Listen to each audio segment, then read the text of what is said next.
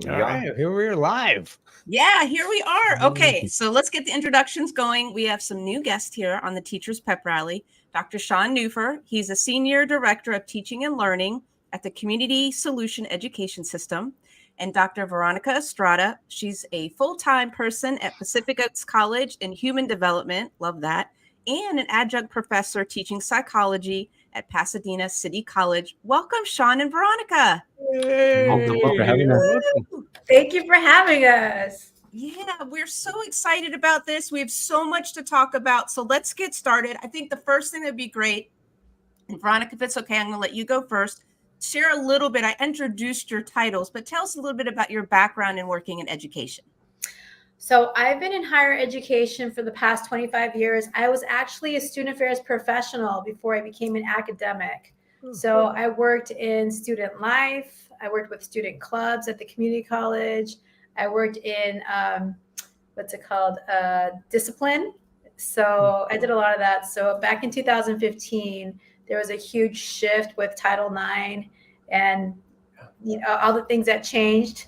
So I was doing that. And then one day I was like, I need to become a college professor. So many things have changed. So I made that transition. So I've been teaching in higher education at the community college level and at the private school, bachelor's and undergraduate level. But my passion has always been higher education. I'm also a first gen. English isn't my first language, so I was an ESL student. So everything is possible. You got the whole package. Right. How about you, Sean? Cool. So I'm also in education, but I didn't start out planning that. I went into psychology and I was studying business psychology, industrial organizational psychology, thinking that I'd go corporate. And while I was in grad school, I got a job as an instructional designer. Well, I had done some instructional design before then. And I thought this will be great. I can get through grad school and I can be, working, supporting my young family, but really found a passion in education. And so from there, I went from instructional design to becoming an e-learning specialist, around 2010, 2012, when online was really exploding and ed tech. And, it's funny because if you look back to 2010, which doesn't sound like so long ago, that was only like 3 years ago or something. But look at the platforms we were using back then, and they will look archaic. The amount of progress we've gone through.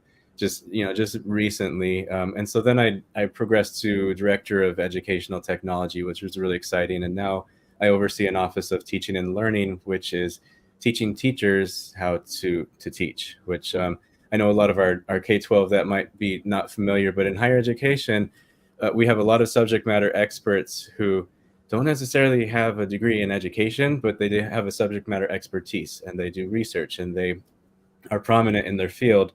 And then they're in a classroom all of a sudden. So my role is to give them the tools, the resources, the frameworks and knowledge about pedagogy and andragogy so that they can be excellent teachers in addition to the subject matter experts. And so part of that is teaching them about the technologies that come and go, and just giving them the tools so that we can really leverage the skill set in our classrooms, build communities of learners, and be excellent teachers and have a good experience, in our career. And so I'm in education. I didn't plan out that way, but it's really fit me. I think that education is just the place to be, We would agree with you, Sean. And so I love that you both bring in this vast array of experience, not just in education, right, but just in life experiences and some of the other content and subject areas, because I think that sometimes when we have guests on here that have those backgrounds, they bring in kind of a special little different sauce to the conversation because they're looking through this education profession with several lenses. And Sean, I will say, so that was me. I was in sales and marketing, and then I went and got my master's in teaching. And so having professors like you who taught me how to teach was instrumental and truly changed my life. So that's very cool. So now let's get into, and Fred, calm down. I'm getting to the AI and the ChatGPT. Sean and Veronica. Veronica went first last time. So Sean, I'll ask you first. Give us some of your experience in using AI and ChatGPT. Cool. So ChatGPT is a year old, and that was really my first experience with generative AI or gen tech in narrative format. I'd been tinkering around with Dolly before and some other platforms, a canvas that's not the LMS, but rather the NVIDIA canvas. And so creating art, I think, was really interesting to me. And then all of a sudden, we're able to have this narrative generative text. And so I think Veronica was actually one of the first of my colleagues and work friends that I'm like, have you heard about this? And correct my story, Veronica, but I think you're like, no, I don't. You didn't seem thrilled about it, but I'm like, just give me 15 minutes, 30. Let's get on a Zoom. She's on the Pacific Coast. I'm on the East Coast. It's like we need to meet today, and let me just show you a couple things. And I think we were both kind of hooked from that point, and so we've just been full sail exploring. We've been teaching master classes and webinars. Anybody who will hear us at our institutions, outside of our institutions. So we've been having a really good time. And I think that the important thing as you're exploring, and I think we'll touch on some basics of ChatGPT, but also some advanced stuff. But as you're just getting started, you need to have fun. So just pick some fun topics, some fun creative things, and it can be a really engaging platform. So yeah, I'll hand it over to you, Veronica. You can continue. Yeah, so Sean and I have been research buddies, I would say, for the past 4 years. So like, I'm going to go back a little bit. We started doing a lot of advanced things using technology with Canvas back in 2020, and then the pandemic hit. So we were already ready. So we were like, oh, can you help us do this? We're going online. It's such a struggle. A lot of faculty were retiring because they didn't want to learn this. Sean and I were ready. We were teaching. So when he called me, I was actually excited. I'm like, okay, Sean, what's next? He told me about ChatGPT. It must have been early January this year. And he taught me. I got on. I created my account, and I said, listen, I'm presenting in Peru for UPSC, and I was going to do emotional intelligence, but what about let's do ChatGPT and go global? Because that was a time where people didn't want to have a conversation. It was like a taboo word. And just Sean and our educational, are we like deviants or maybe innovators? People call it different. So we're ready to go. I'm like, but you're going to do it in Spanish. She goes, maybe not. I'm like, okay, let's do it in English. So I got permission. And so we started doing this on a global platform in February. And then after that, we started training a lot of people. And then we saw how fun it was and how it is such I don't want to say a white collar tool, but if you know how to critically think and ask great questions, it can save you so much time. Oh, right. So, you know what I'm saying? So like, for example, if I want to learn something like how to change like my faucet sink, I can go on YouTube. And that to me is more like project-based learning, right? And I can learn so many things with YouTube, but ChatGPT really teaches you how to organize yourself and go like quantum speed. And so we started teaching a lot of faculty members how to use it. And I remember going for a grant, a faculty grant to do research on ChatGPT. And my colleagues were like, no, how can we give you this grant? Like, this is like not a good thing. I said, well, we entered the fourth industrial revolution in 2016, and it's based on technology. It's not going anywhere. We're actually behind because this started in 2016. So we have to either get on it or we're going to fall behind. And so I was able to teach them. Sean was able to teach me. So the relationship that we have is I'm a faculty member. So he teaches me and I present it to the faculty for faculty buy-in. And then that creates AI psychological safety. So we coined that term. We need to create AI psychological safety so we could have these conversations, but it wasn't easy. It was a lot of training. It was a lot of baby steps. It was a lot of like, let's teach you what this is. And then we can teach you what you can do with it. And now let's have fun with it. So it was in stages. And so I was going to say, Veronica, I think that's a good segue into what I want to talk about next is we might have some people that don't know what any of this is at all. And you're right that my segue to that is I even experienced it within my district and seeing other districts in my state where it was an automatic, just shut it off, block it, whatever, right? But as the last year has gone by, maybe we'll talk a little bit later as we're doing some show and tell and you guys are sharing your screen and we're playing around in it a little bit. It's not that simple, right? So we need to try to embrace this and recognize this could be a great collaborator and a great tool, I think is what you were pointing at for us to Resource tool, yes. yeah, resource tool for teachers to use for their job, but also to teach students so that as they grow into whatever they want to do when they graduate high school or if they go to college or graduate college, how they can use it to be resourceful as well and innovative. So for which one of you would like to explain just the basics for anyone that maybe doesn't quite understand, they've been a little bit afraid to look into this. How would you describe what this is? So Sean would do a really good job with that, but I'm going to do the intro to this. Okay, Sean. So we are feeling people that think, not thinking people that feel. So we automatically have this threat circuitry. Is it going to be helpful or is it going to like the fight, flight, freeze mode? And so we experience everything on an emotional level. So you will have people that are so excited about this that will jump on it, like Sean and myself. We're like, let's go and teach the world, and Fred. And then you'll have people like, what is this going to do to me? It's going to threaten my job. I'm not going to have a job. So you go into like this rabbit hole of the what ifs. And so that is just our human condition. That's why it's really important to create AI psychological safety. And Sean can talk more about ChatGPT. Yeah. I'd mention, I mean, there's so many reactions to this. There are people who are on the back who want to explore it.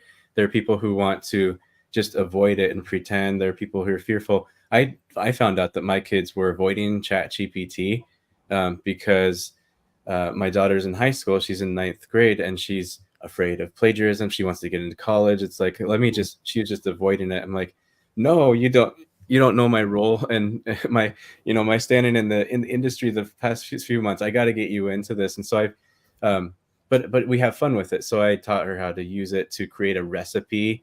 We had some Euro meat that we got from Costco and she's like, I want to use this. And it's like, great. I've never cooked with it. Why don't let's go to ChatGPT, see if we can get some ideas of what we can do. And then when we get an idea, it's like, okay, can you give me a recipe? Here are the ingredients that we have. And she, and then I let her take off from there, gave her some guidance and let her interact with ChatGPT. And she was able to cook dinner for us one night, and she also used it to help her write a talk, how to outline a talk that she was going to give in a public setting.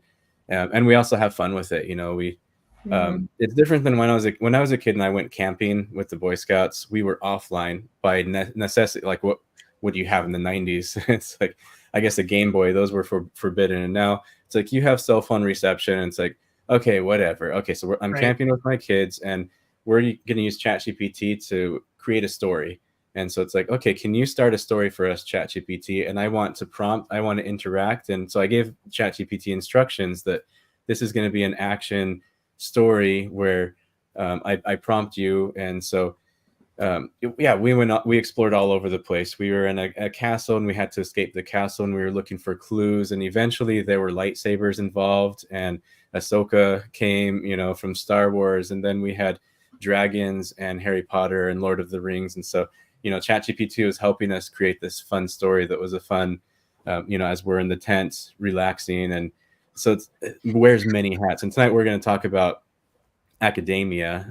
And is this where you want me to share my screen? Should we give it a whirl? Can I jump in before you share? I think it's really important to understand that we cannot assume that our students are going to cheat. It's really unfortunate. So for me as a professor, I teach dual enrollment. So I teach community college courses in the high school level. It's my responsibility to teach how to use it responsibly and the ethics behind it. Sean and I actually did a training where at the very beginning, I think it was like March or April, where there was still a lot of fear on ChatGPT. And we asked, it was professors, it was presidents, it was instructional designers, so many people from different realms of higher education. And we asked them to incorporate ChatGPT in their academic standards integrity statement.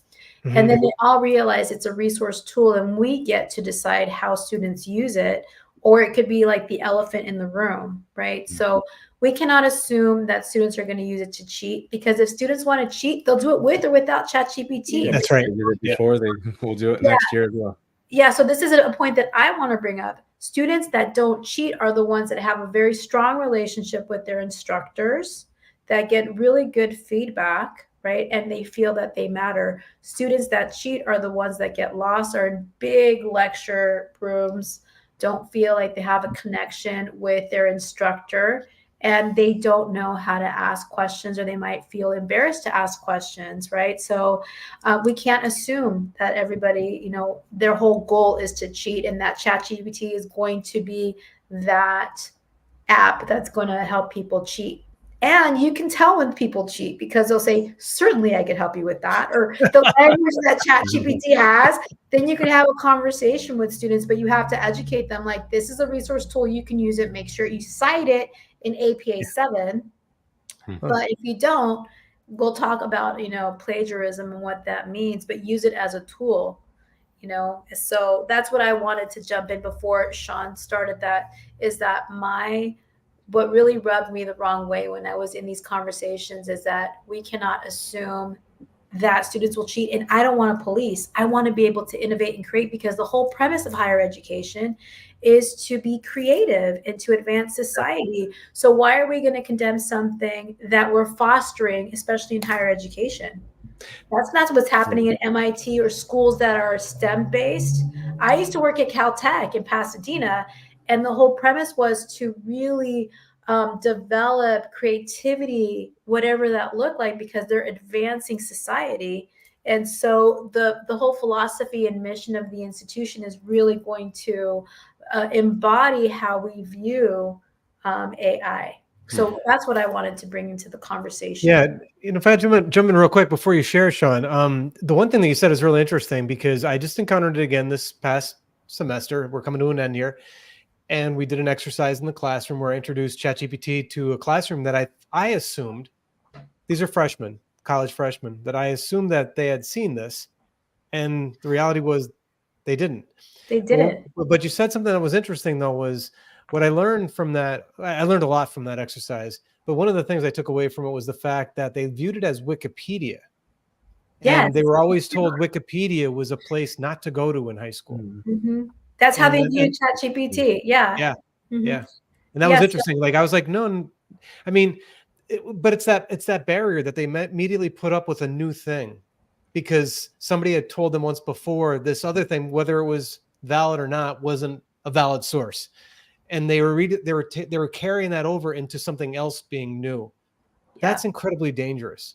I agree, because in my high school, a lot of the high school students that I work with, they're like, no, I don't even want to learn about it, because then I'm not going to be able to go to college.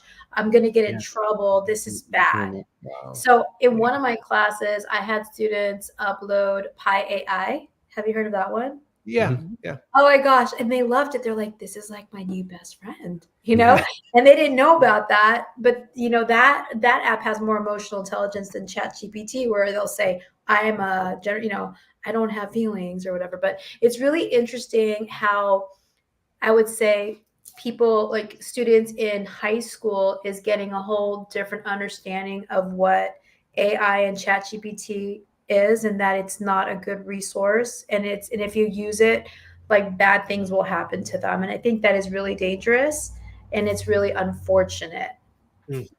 Yeah. Yeah. And I'll say I teach as well, adjunct. So I teach mostly master's and doctorate level classes in IO psychology, behavioral economics, things like that. And I tell my students, it's funny because there's this mentality, Wikipedia, we shouldn't go there, because why? I don't know, because normal people edit it. Let's do a Google search instead. And I teach my students the opposite. Those are algorithms. Google's a company. It's a corporation with sponsors and ads, and you don't go there for reliability. Mm-hmm. Wikipedia is curated, and there's a discussion, behind the scenes, and it's early in the days of Wikipedia, what was it? Nature did an article comparing it to Encyclopedia Britannica and found it to be just as reliable or more reliable. And look at the source. So I tell them, use it as a jumping off point. I never want to see like Wikipedia cited in your sources, but definitely read it, get an understanding, look at the sources that they cite, go to there, and then look at their source. It's a great way in academia to get started. And ChatGPT is kind of the same thing. It's a tool. 2023 is going to go down as the year where everything was on fire. If I can make a reference to the show Community, I think it's appropriate for this crowd. The famous scene, probably the most famous episode, is the Timelines episode. And so at one point, Troy goes out to get pizzas that were being delivered, and he comes back to the apartment, and things had happened in the meantime. Just in that little time, the room's on fire, people are fighting, everything's going on. It's chaos. And that's kind of like what the year 2023 is going to be like when we think about Gen Tech and ChatGPT entering the scene. However, things are going to die down, and we're going to realize it's a tool, just like overhead projectors were a tool, just like flat screen TVs or smart boards or calculator. Markers, the calculator. I usually compare ChatGPT to SPSS or Statistica Excel in stats rather than the calculator, because it essentially, you can plug in your data, you can clean it, you can analyze it, and get an output in a matter of seconds, really, in a couple minutes, really. You just click the right things. In the olden days with slide rules, that would take a long time. My class in college, our final project was to do an ANOVA by hand, and it took me days and lots of errors. And the amount of human error that could take place if you're doing it by hand as opposed to the computer is tremendous. And now, do we still teach stats? It's not like stats went away because now we have SPSS. If anything, we teach more stats to our students. We're just not teaching how to do it by hand, pen and paper. It's more, okay, you have the output. Now where do we go from there? Now you have the p-value, you have the t-value.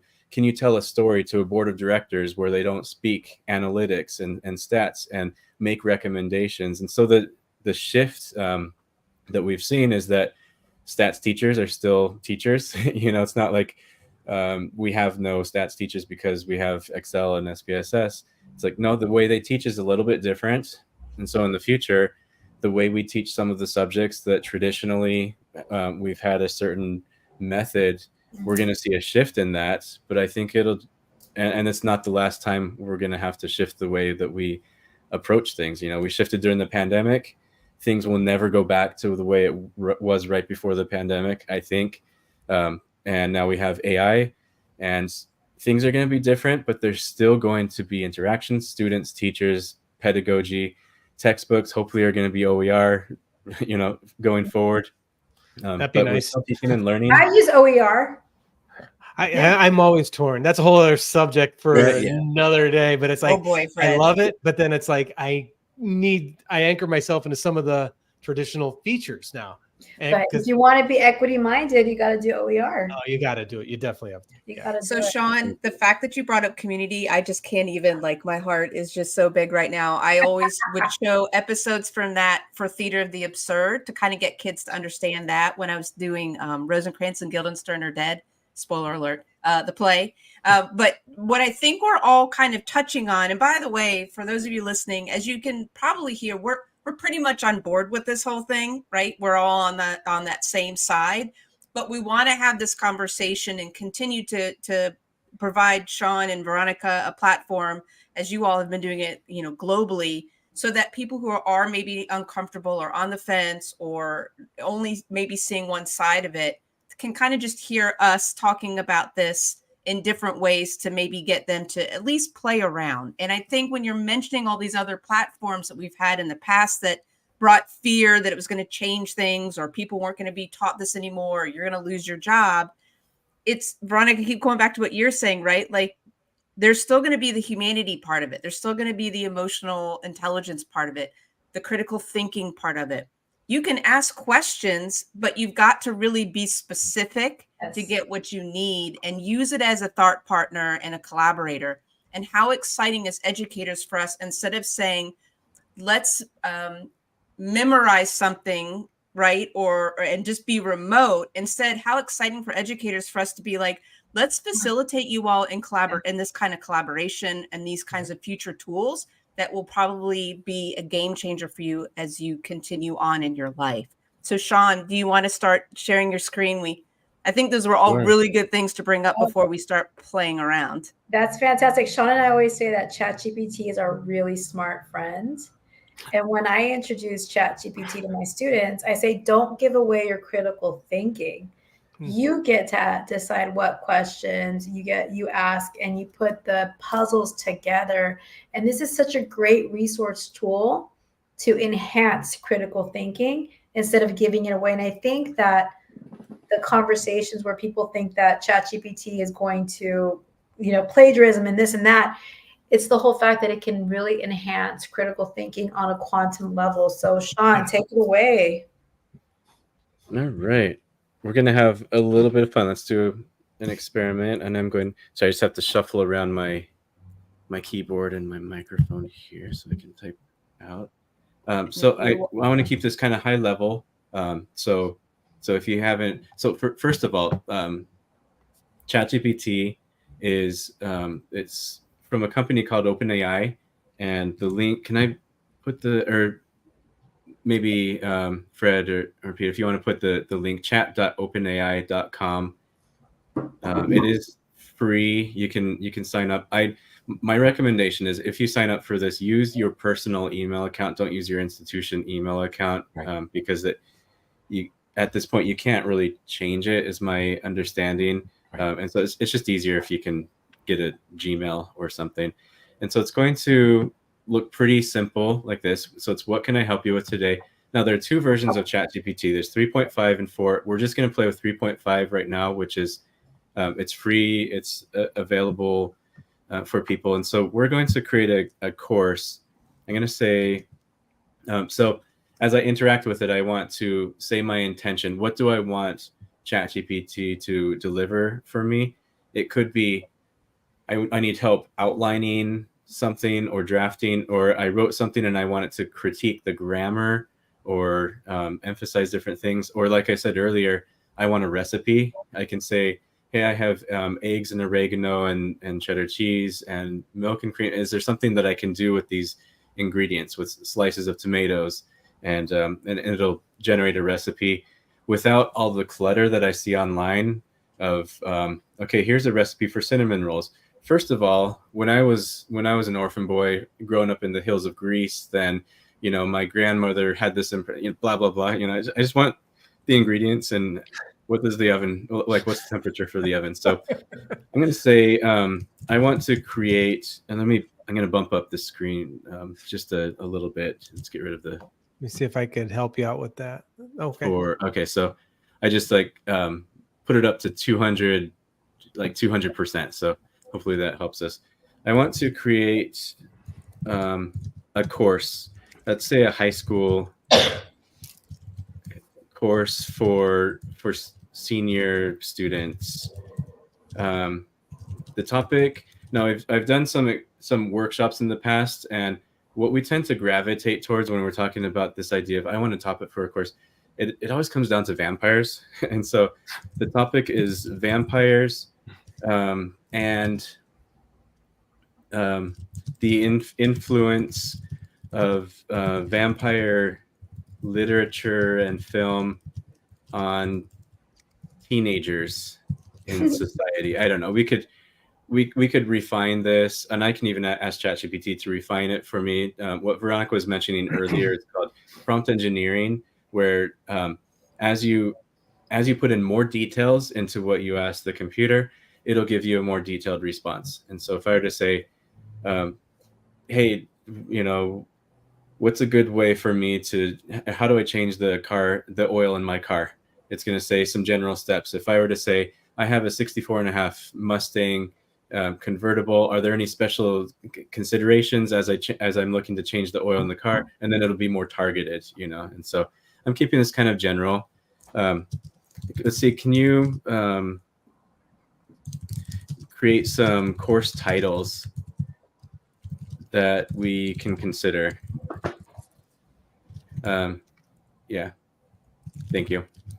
I like to be nice. Okay, so here's some course titles. So I'm building this class from scratch. You'll probably have a course map in real life, but we'll say biting into culture, vampire literature and film and society, the undying influence of vampires in teen culture, from Dracula to Twilight, the evolution of vampire narratives. I'm going to ask, can you focus a bit more on, the factors of adolescence and teenagers? All right, so we have things and identity, teenagers' connections to vampire characters, vampire fever, adolescence in the Twilight Saga, navigating darkness, the impact of vampire. Oh, I think I like this one. That's a good Anybody one. else has another favorite, but I'm going to tell it. I like quotes. Can you create a maybe 2-paragraph course description for me, please? I like saying please. Yeah, we have this thing about please, and we say please and thank you to ChatGPT. Wow. You guys have It knows. on LinkedIn talking about being polite, right? To our ChatGPT Yeah. platforms. I asked ChatGPT, is it important to you that I'm polite, that I say please and thank you? And its response was actually very insightful. It says, doesn't matter to me, I'm a computer, but it's more a reflection on you than it is on me. And so I think that in life, you probably want to emanate kindness in general, whether you're interacting with machines or objects or people. And I'm like, dang, dude, ChatGPT got deep with you, Sean. it was really something, I'm like, wasn't expecting that. And so normally, if I were to take a moment, then I'd say, here's a course description. Let's read through this. And there's a process of iteration that you don't just want to copy and paste what ChatGPT gives you. You want to add things. It receives criticism very well. You can say, I don't like any of this. Can you scrap it? Or I like this, but can you change it? And can you emphasize these things? And so you're going to be iterating. And you might go through 10 rounds of this, just like copy editing. If you ever wrote a thesis or dissertation, it's kind of the same process, the back and forth, except for in this case, you're interacting with the computer. And so let's pretend like I like this. I'm just going to read one sentence here. As we navigate the realms of bloodsuckers, immortality, and the supernatural, students will critically examine. I don't like that. I think just examine would be fine. But the ways in which the vampire narratives reflect and shape the experiences of teenagers. So already it's kind of interesting. So let's say, can you create, how many modules do you think we would want? Like the 6, maybe a 6 module course? Yeah, 6. And what you're also doing as you're typing this out, Sean, is he's showing too for our ELA teachers out there, right? Because that's within my wheelhouse.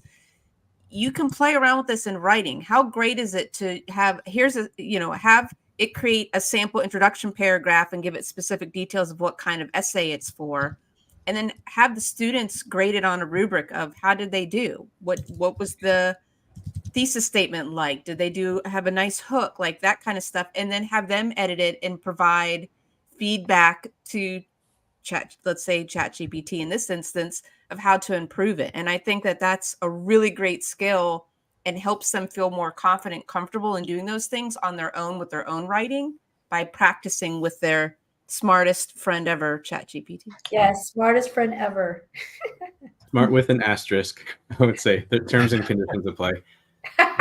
But what would be interesting, so as I'm leveraging what you're just thinking about, if you were to start a writing prompts, pretend like instead of what we've been doing, I'm starting a story, like if it's critical thinking or creative writing, I'm starting a prompt, and then I want to see where the students go with it. In the upper right hand corner over here, I can create a link to this chat, and then I can copy that. And then when I paste it, I'm going to hop over to an incognito window so I'm not logged in. So you can see what your students would see. And so, okay, so this would be the prompt, and then there's ChatGPT, and then here's the back and forth so far. Let me scroll down to the bottom. and then you'd have them continue that. They would have the option to continue the chat then. And then that can be a discussion in itself among the class. Let's see, where did each of you end up? Each of the students, and it can even be a group study, like 3 or 4 students can work together to interact with ChatGPT, and then they can present on where they ended up, and we can talk about how they interacted with the AI, and each group will interact differently, and that could be a class activity in itself. Where Like it's it's not just really like it's almost like it's a process. like an expert discussion thread. Yeah. A lot of engagement too. Yeah, and it's treating ChatGPT like a tool, because I think, I think Fred, you were mentioning that you're surprised your students didn't know anything about it going in. It's like, well, I have a policy in my classes, and I talk to my students about it. Some of the students don't know about ChatGPT yet. Some of them do, and some of them do, but they are wary, and it's like, I'm not going to let the professor know that I know about this tool. It's like, no, just put it out there. Veronica was saying psychological safety. I need to create a community of openness and psychological safety and rapport with my students. I'm telling them about this tool. I'm telling my expectations. Here, I expect you to use it. And I have assignments where I tell them, you need to use ChatGPT to do part of this process. And they initially are surprised. It's like, you're telling me to use the taboo thing? It's like, yeah, this is part of the process. You're going to need to use it to get to these next steps. And then we're going to, analyze, and we're going to discuss, or whatever the activity is. But I have that, I bring them up to speed, and I talk about the opportunities as well as the limitations, because ChatGPT is not some Moses descending from Mount Sinai, with all the answers. It's like, no, it's fallible, and it admittedly is fallible. And there's Sean, if you would, there's a great Hal is one of our tech experts out there, and that's a great comment. This is what we're seeing, right? This is it right there in a nutshell. My 6th grader said none of his teachers have discussed ChatGPT at all, positive or negative. He said he's heard of it but never tried it. Then I guess that's where your good work is being done. You're trying to introduce it out there and trying to get more people to understand it. Can I jump in here? Have fun with it. Just like Sean, I have a daughter. She goes to UC Santa Cruz. And I asked her, honey, like this year, has any of your professors talked about it? She's like, no. But then as the semesters progressed, she did. And I said, look, I'm going to educate you. Because if your school is not educating you, or some professors have this view, some professors have that view, that's what's happening right now, is that students are getting so confused because there's academic freedom in this, right? So if the institution is not handling it, does that make sense, on how they're going to introduce this, and it's either on the faculty, or it's on the administration, or it's on, or it's going to be on the dean of students, right? So depending on who takes control of it, that's how they're going to view it. If it's the dean of students, then it's going to be like plagiarism, academic integrity, that kind of thing. If it's taken on by the faculty, then we have more, academic freedom on it. So I educated my daughter on the do's and don'ts of it. Sean, you stated that you were educating your daughter. So Hal, I think what's really important is educate yourself enough that you get to introduce this to your child, or perhaps during parent-teacher conference, have those conversations. Because if they don't want to have those conversations, I still think that this is a teachable moment where parents can teach their children how to use it. Because what's going to happen, and I talk about this all the time, is that because we entered our 4th industrial, revolution already, what's really interesting is that in the job market, they want soft skills, right? Yeah, as opposed to, do you know how to apply this theory? You have a degree, right? No, it's like, well, how do we teach the art of being human during a time of technology? And what are these soft skills? And what do you need to know in order to be marketable in the job market? And some of these positions haven't even been invented yet, right? Or it's growing and changing. So that's my answer to it, Sean. I'm curious to see how you answer this, because I've seen this and it's really unfortunate. I think, if it's okay, I think you're inspiring me to take kind of a sidebar for a moment and take a step back and talk about what, the classroom. What is the classroom going to look like a year from now, 3-5 years from now? And I think, yes, we have artificial intelligence. We've always had technology to various degrees. And there's a lot of fervor and fear right now that's going to die down, and we're going to get to a different state of equilibrium. But I think that what we need to find in our classrooms, whether it's K-12 pre-K higher education, is we need to look at emotional intelligence. We need to look for ways to incorporate humanistic and contemplative approaches into our pedagogy, because ultimately our student, and I'll speak for higher educations, our students pay money to matriculate into our courses.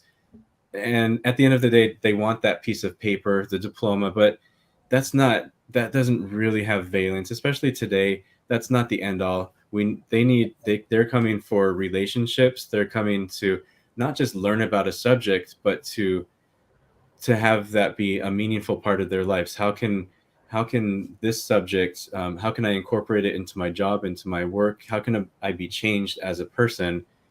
Because what do we provide in education at whatever level you're at? We're not just trying to create encyclopedic people. We're not just trying to instill knowledge, a status quo, what is the knowledge of the day? It's not the Matrix where we're plugging in. It's like, I know Kung Fu now. It's like now all of a sudden, I know how to do a Mancova, it's like, well, that could be useful at the moment, but 10 years from now, what do we need? We need them to know how to critically think. And we have libraries, we have the internet, people have access to knowledge and information, and school is not solely about knowledge and information. It's about the communities, the rapport with your teacher, and the constructivist, theories, and that we're what I'm learning is meaningful to me, in my life today, in my life tomorrow. And you can't get that from a library, from a book, or you can't just download it to your Kindle and say, okay, now I have everything that I need. And so, yeah, AI is a little bit scary to some, it's a little bit exciting to some. Eventually it's going to die down, but we need to really focus on us as educators and building communities of learners and the value that we provide within our classroom, whether it's virtual or whether it's brick and mortar or traditional, regardless the subject matter content. We need to focus on the people, and how can we be human in a class with so much technology? That's the question we need to be asking. That's where you're raising a really tough issue. Like when enrollments in universities, we're talking about this 2025 shift in the Northeast, and it kind of bridges across the Midwest, and we're seeing enrollments dropping off precipitously. And universities and colleges are finding themselves, and I'm going to say this, I don't mean to take anything away from the schools that are providing training, but that's what universities are becoming. They're becoming places where you get trained and not educated. Exactly. And the problem with that then becomes is you learn a commodity skill, and the commodity skill gets churned up, and then you have to find the next skill. And education is more persistent, right? And for that to become a model to sustain these universities, which have massive amount of infrastructure, I'm not trying to protect them by any means, even though I work for one, but it's a tough mix, because now all of a sudden enrollment is what is sustaining your institution. And if people are just looking to be trained, they're going to look elsewhere. And we have to be thinking about that. And I think I love what you just said, Sean, because I agree with it 100%. I've had those conversations with employers where they want the soft skills. They want problem solvers. They don't, my era was you sit in the corner, and I've said this before, where you sit in the dark, you code, they feed you a pizza, and you should be happy with what you're doing. Where we're introverted, we didn't want to interact with people and so on. And the reality is you got to be able to communicate well. You have to be able to listen. You have to be able to write. And that's where the stuff is. But there's a shift. There's something that's happening. We need to be, it's a perfect storm, right? So real quick, and then we'll go into the AI. It's a call to action. We need to change the way we teach and learn. And so, and we've needed to before ChatGPT came into the market. Before this. And so this is just the big reveal. Like, the pandemic helped us understand the digital divide. So we couldn't assume that everybody had internet, right, and computers. And this is where public education was providing tools, resources, right, for people that didn't have these, because there was an assumption that we had. And then we saw this digital divide that we already knew about. And so in this age now is we're trying to convince this generation that there's value in getting a degree. Right. And a lot of them don't feel that way because we haven't changed the way we're teaching and learning. And this innovation is a great way to do it. But because we're in our fourth industrial revolution, and I keep saying this, what's really important are the soft skills. And one of the most important soft skills is emotional intelligence. And the thing is that higher education, the pipeline K-12, we've always taught students that you lead with your IQ. But in reality, when you're in the world of work, you lead with your EQ. And so my whole research, my whole push is adding emotional intelligent pieces in assignments to increase that. And I'm changing it. There's a whole call to action, but who's going to be doing it? Are we willing enough to do the legwork, professors, instructors, to incorporate AI into our assignments, emotional intelligence, so student can learn to just understand themselves as well as how to relate to others. There's institutions like the University of Florida already has AI literacy in every single discipline. And they started doing it right like 2016, 18, like this was way before ChatGPT, right? So how willing are you as an institution and how willing you as an instructor to do this work to shift education so it can be relevant to the skills that students need now in the workforce? And this is I talk about this. I always say the art of being human in a time of technology, the intersectionality of like AI and emotional intelligence. If you're willing to do both, you're going to have a quantum leap up. If you don't, you're going to fall behind. Wow. And it's our choice. We get to do this. So that's why it's so exciting to be working with Dr. Neufer on this. And we can have a conversation on emotional intelligence on another podcast. But that right now is the future. Combining all of these elements and not being scared of it. Yeah. And we know it. We all know it. We're having a conversation. We see it. We know it. Now we have to start talking about it and leading the way for education to be innovative, to have all of these components that we know is needed. 100%. You mentioned something. Hal says in the comment here that he's used ChatGPT. I think you're referring to ChatGPT to tweak some scripts, and I've done the same thing. I was working in Excel, and my formula wasn't working right, and I'm like, I couldn't figure it out. So I copied. I was gonna look on Google, and then I was gonna contact my dad, who's he's a controller, and then I was like, let me just put that in the ChatGPT, and I asked with no context. It didn't know my data set, didn't know anything. Do you know what's wrong with this? And it said, oh yeah, you missed a thing. Here, try this, and it spit out some code, and it worked. And I've used it for like HTML and CSS when I'm working in Canvas, and it's like something's not right on this page. Do you know what's wrong? And it's like, oh yeah, you just forgot a tag, or you did something, and so it's like, can you correct it for me? And it'll spit out the right code for me that I can just put into the page. It's kind of fun. Mm-hmm. So I'm gonna get back. I know we're in the last minutes. So there's so many avenues as we're exploring our course here, ChatGPT. I just wrote at the bottom here, you can see, can you write a script for a webcam video? I want to create an overview for module 3. So now I'm getting more granular, and we'll see what it comes up. You notice I'm specifying that I want a 2-minute long video.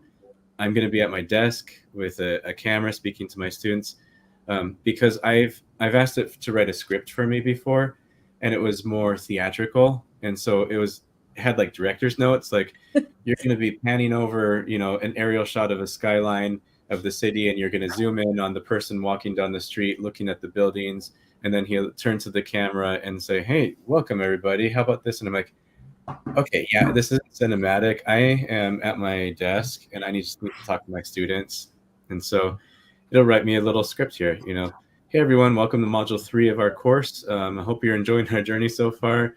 You might be wondering why we're spending time with this particular aspect of vampire culture, blah, blah, blah. You look directly at the camera with a thoughtful expression. You smile and lean forward slightly. It's like, oh, okay. Yeah. That's so funny. Oh, you lean back. Amazing. All right, yeah. I'll encourage you to engage in thoughtful discussions and blah, blah, blah. I Okay. love how it even uses a pun. So get ready to sink your teeth into Twilight. And it's Yeah, boring. right? That's- That's crazy.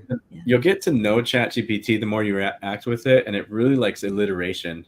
You know, ask it to come up with a list of things, and it'll do alliteration, and it's kind of a clever little thing. Sean, And can I if just ask you a real quick question? I know we're running short on time. So there's a way you can go into Chat GPT and you could set personas. And I know some of the other tools are doing that where it kind of better understands you. You can talk about what your background is. Have you used that or do you avoid using that? Sure. Can you call me Bob from now on? I mean, that's just a short. Okay, so now it's going to call me Bob, Oh. and your name is Frederick, not Mr. Fred, but your name is Frederick, and I've actually taught faculty about, I'll just leave that off. Giving it roles, and so you can say you're a weight loss expert, you're a creative, director of something. I want you to critically think, what activity, think about what activity do you want to engage in with ChatGPT? Do you want it to critique you? Do you want to have a debate with it? Do you want to learn a procedure or a policy or process? Do you want it to guide you? Do you want to learn from it? Do you want it to be a sage on the stage? Or so you can specify any of those things, and you can say, I want you to be an expert. I've told it, I want you to be an expert at weight loss and exercise science, and I want you to create a plan, to help accomplish these goals. And you want to be targeted. It's kind of like SMART goals that you hear about. Apply that as you talk to ChatGPT and say, I want you to. In fact, an interesting thing. Let me show you a trick. So I'm going to create a professional development course for my faculty. I'm going to teach them educational technology.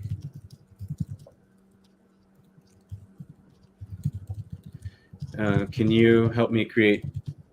Can you help me create a course? Ask me. Here's the trick. Ask me any questions that would help you create this with me. Okay, so I want to do a thing, and so before we start interacting, it's going to ask me questions. Okay, what are the goals and objectives of the course? What specific skills and knowledge do you want your faculty to gain? And so I can answer these questions before we actually start generating the thing. It's going to ask, okay, who are the participants? Are they teachers, admin, a mix of both? Are there any topics that you want to cover? How are you going to assess their progress? You don't have to answer all these questions, but answer as many as you want, and it's going to teach the ChatGPT enough information that it can create something really good for you. And these are like really good questions. This is probably something that I should have brought up in my initial prompts. What's the budget? What's the timeline? Who are the people? What do you want to accomplish? And so then I can answer all those questions. And when I do, then it'll start creating something that's much more robust and rich. And it'll take a fraction of the time. I could probably create something in 30 minutes with ChatGPT that normally would take me, depending on how much time I could spend, it could take me a week or 2 weeks, Right.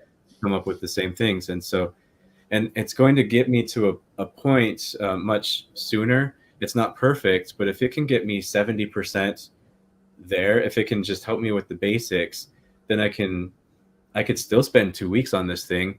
But then the additional time that I'm going to spend is going to be really excelling at the expectations. It's where the human element comes, and my subject matter expertise will really be able to shine because my learning objectives are already created, my outline has already been drafted, and I just get to that point. I get to a good point much sooner, so that then I can focus on raising it to a level of excellence. Pete, have you ever played around with this? Because I'm like in my mind thinking Yeah, my you mind's know, racing. asking it, to create a set design for and give it a specific play with Mhm. a Couple things. specific age group. You Couple know, things. I've dabbled in it with posts and communications. I'm building up a nonprofit for our own School of the Arts, and I've dabbled in with it. Steps I should take, because it's a whole new field for me. Mhm. So stuff like that. I've also been thinking about, since November 30th, I've been in the driver's seat for very large scale events in our community, in our school. And I'm thinking of all the arts teachers, music teachers, chorus directors, band directors, and I'm thinking how this can help with the programming, making of the programs, the advertising, publicity, instrumentation, communicating to family. communication. Yeah, so much of the stuff that it's kind of a grind and it kind of wears you down from the stuff that you really could be better used at. This is wonderful. So that's what I've been thinking about. I could Yeah. share too. I'm a consultant, and I remember back in January of this year, my girlfriends already knew about ChatGPT. We're already out of college, right? We're all professionals. So it was coffee and ChatGPT. And someone's like, Veronica, ask ChatGPT to create a legal contract for your consulting business. I did. And my best friend that was there, she's an attorney. She read it. She's like, oh, this is really good, but I would add this, this, and this. And I'm like, There it is. it spit it out like I did all of it within 5 minutes, and it was so fun. But imagine, I mean, we're all professional women working with ChatGPT outside of the classroom to help us dream things up or put things together, like you were saying, Pete. And it's such a great resource tool. That's why I was like, if you know how to think, this will help you think in Right. quantum speed and be so creative and put your ideas into actual paper. So You know, fun. you just wow, you just made me realize something. Yeah, because I'm in the space like you are in a way, and you're you're much further ahead. And thank you for all the work that you're doing in this area to bring awareness. It's a democratization. So we know that there's people in our world who have great resources and means and financial means, right?